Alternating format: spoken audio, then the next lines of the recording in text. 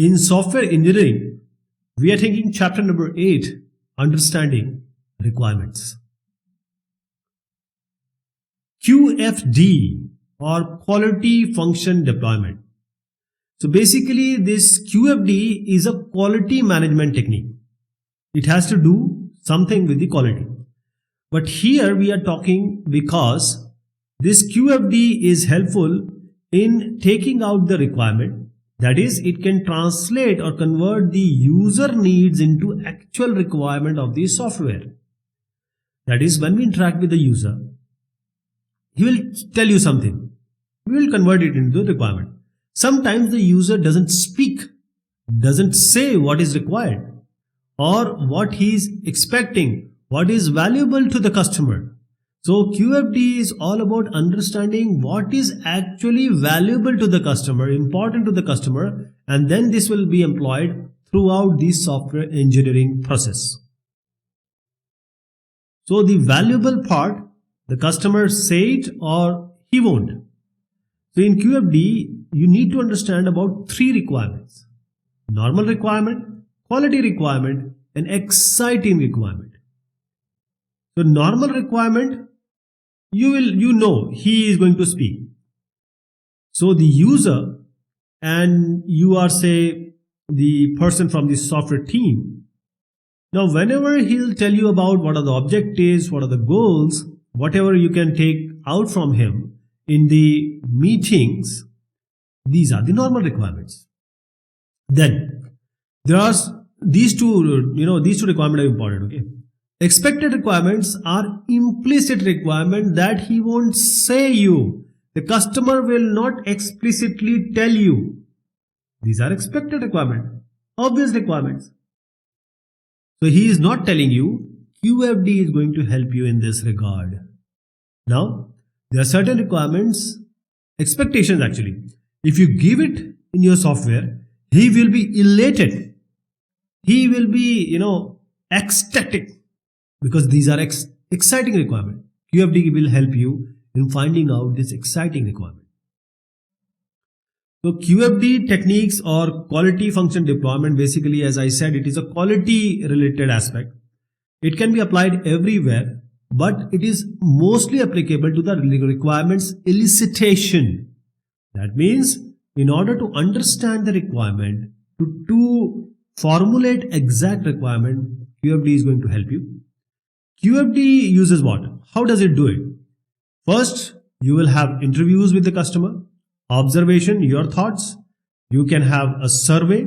You can ask him to have a feedback, or you can have the historical data. That's particular software, that organization, how the software was made, how the software requirement has taken place. So the historical data as a raw input you take.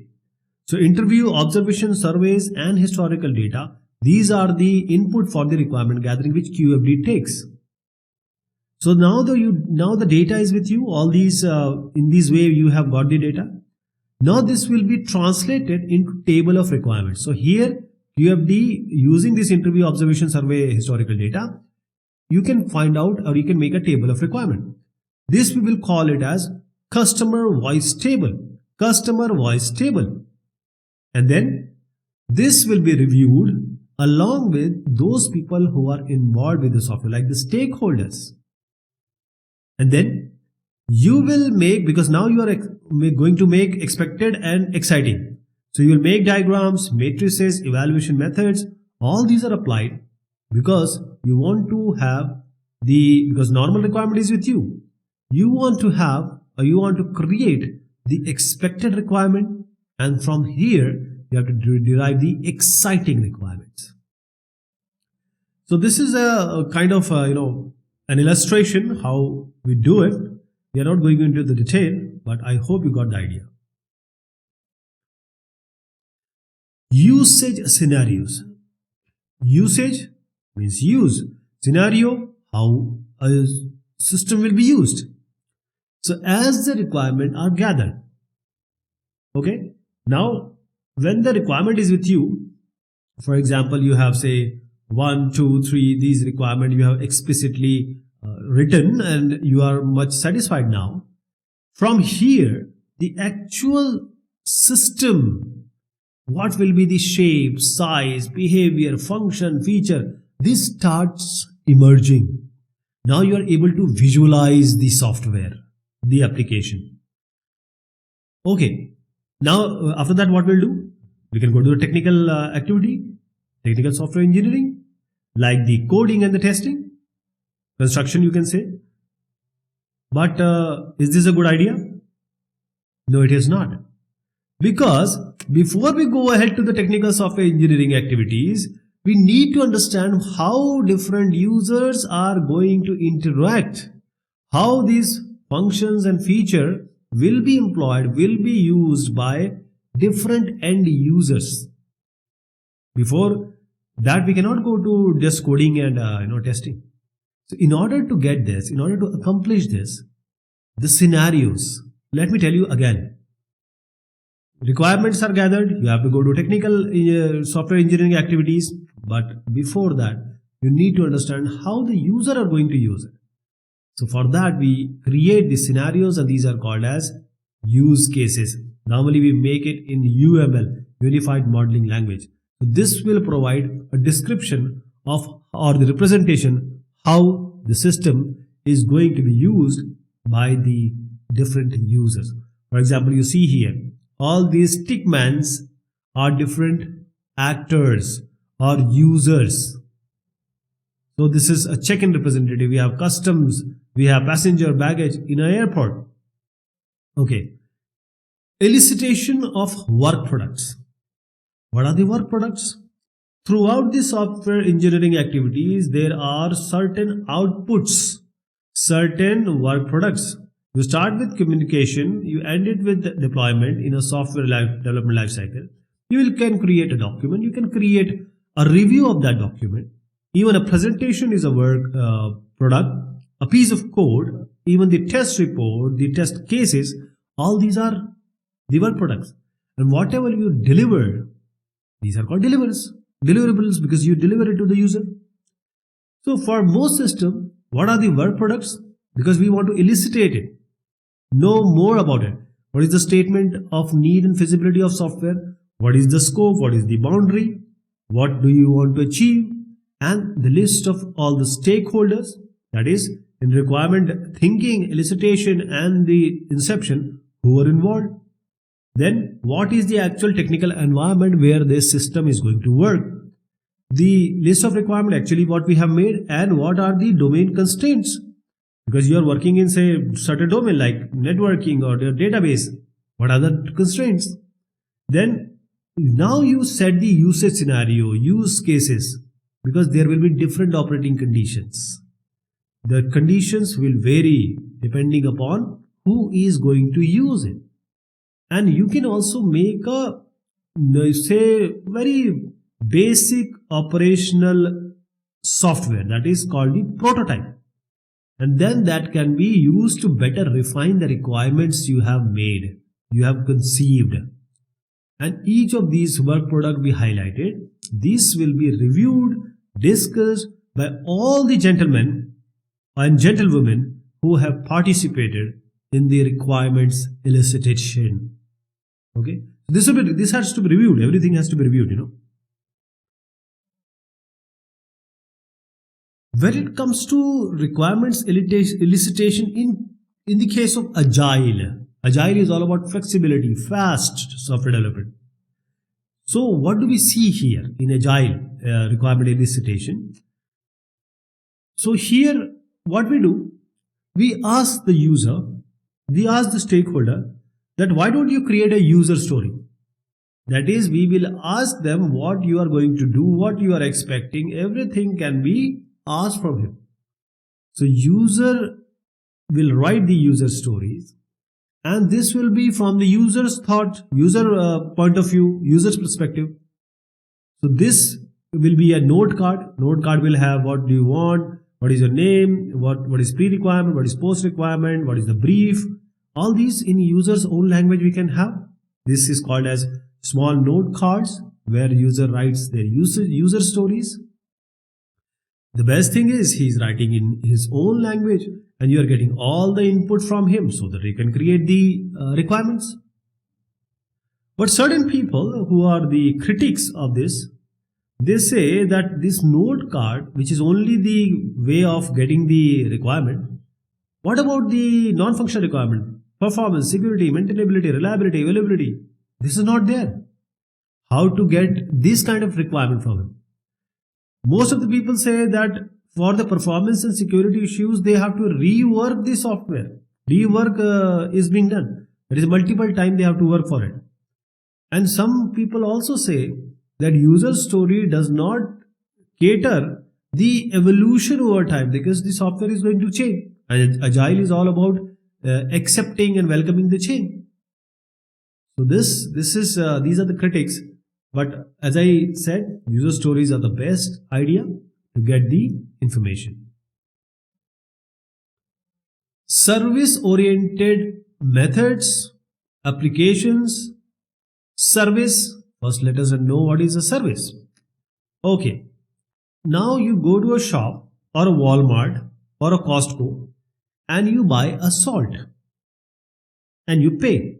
That is, you are asking for or you have taken by a product. But when you go to a barber, you haven't given anything to him, he has not given anything to you, you just got the haircut. This is a service. So product and service difference you understood now? So service oriented development is all about development when we conceive the system as the combination of different services.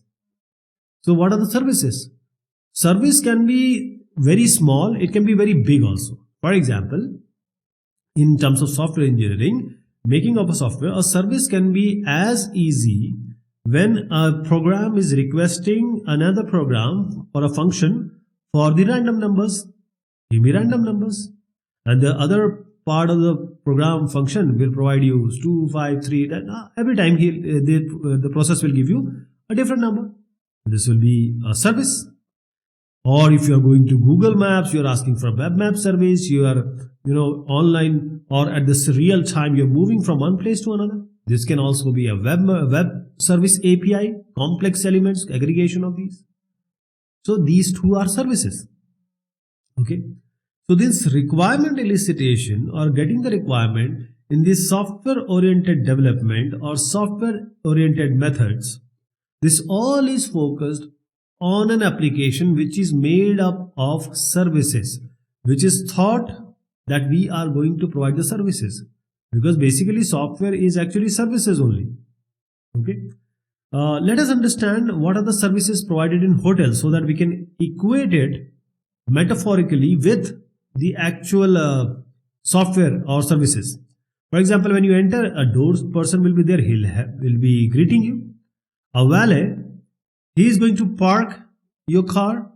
So a door person is giving you service, a valet is giving you service, a desk clerk, when you enter, he is going to check in the guest. This is the desk clerk who is giving the service. Then you have a bellhop, he is going to take care of your bags. So these are different services provided in the hotel. Now here you see, you are as a user or as a customer, you are interacting with different people, different hotel employee. So this is the touch point. So this contact and touch point is designed, is made, is conceived, is the service where whenever certain guest come, he will have a good experience so that he comes again. So this is the touch point or a contact. We are calling it in terms of software as a service. Okay. So this doorman, valet, desk clerk, bellhop, they are giving you service. Similarly, in the software, we have different parts that will give you service. For example, database, it is going to give you a service. Network layer, it will give you service. Physical layer, it will give you service. So these are, you can assume it to be one to be bellhop, other to be a clerk. Now this picture shows it all. This is a service-oriented application, which was not, the previous one is before SOA. So you see these are big blocks in different colors. And here after SOA, you have divided this particular thing into different services. Now it becomes so easy to implement, understand, and take out the requirements. So most of the service design method, because ultimately we want to provide the service. So here we will try to understand what the user wants, what the hotel customer wants. Then we'll build the solution. So for that, what we have to do, if a person is coming to your hotel, what he will see? If you say namaskar to any Indian, he will be happy. He'll be glad. This is ethnographic studies. Ethnicity it is related to, where he belongs. There can be some innovation workshop that you have to do this, you have to do that. So for that, services can be, you can say, you can decipher it, or you can conceive a new service here. And you can also make a low fidelity prototype, low fidelity that is not very much reliable. So you can also make that also, because you are also expecting to make service and also get the requirement and on the basis of that you are going to make the service. So here we would like to know about our customers, our stakeholders. What are the brands they use? For example, somebody uses Rolex. So it's not about the brand Rolex. It's about what kind of usage he wants from the service, what requirement he has. So customer is actually wanting that we need these qualities. So when we have all these qualities embedded from the user experience, we can now try to find out the requirements on the basis of services, right? These are service oriented methods. And what is the best method to do this? User stories. As you know, in various agile, these scrums and extreme programming, we use user stories. So every requirement has to be traceable. When you make the requirement on the basis of service oriented methods, every requirement should be traceable to a specific service. It should be traceable. You can call it as a traceability matrix kind of thing. Developing use cases. Now we will take an example and then we'll try to understand how to make an actual use case. Okay? Well, thank you so much. Take care of yourself.